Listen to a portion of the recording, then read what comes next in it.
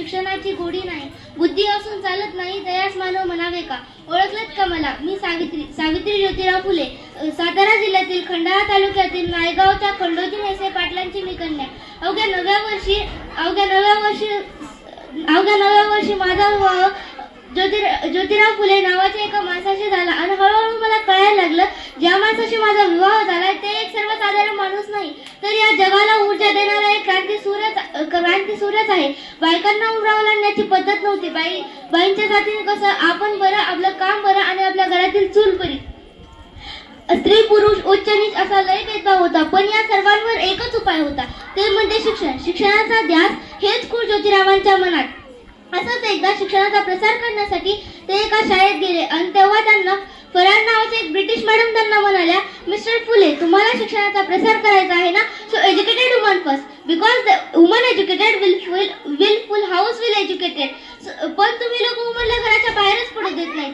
So bad mister फुले, so bad. झालं आणि ते आले की माझ्याकडे पाटी आणि पेन्सिल घेऊन आणि म्हणाले, सावित्री, आजपासून मी तुला लिहायला वाचायला शिकवणार. मग मी हळूहळू लिहायला शिकले, वाचायला शिकले. बघता बघता मी काव्य सुद्धा रचू लागले. आणि अशातच 1 जानेवारी 1848 ला शनिवार दिनांक 1848 ला पुण्यातील बिडेवाडा येथे आम्ही सर्वधर्मीय मुलींसाठी पहिली शाळा सुरू केली आणि मी पहिली मुख्याध्यापिका व शिक्षिका सुद्धा झाले. शेळपाट्यासारखं जगलात ना तर काम तमाम होईल. शेळपाट्यासारखं जगलात ना तर काम तमाम होईल. पण जर वाघासारखं जगलात ना तर नाम होईल. पण जर वाघासारखं जगलात ना तर नाम होईल. अहो, शाळेत जाताना लोकांनी माझ्या अंगावर शेण फेकले, तेही मी सहन केले. दगड फेकली, तेही सुद्धा मी सहन केले. अहो, शिव्या दिल्या, ते पण मी सहन केले.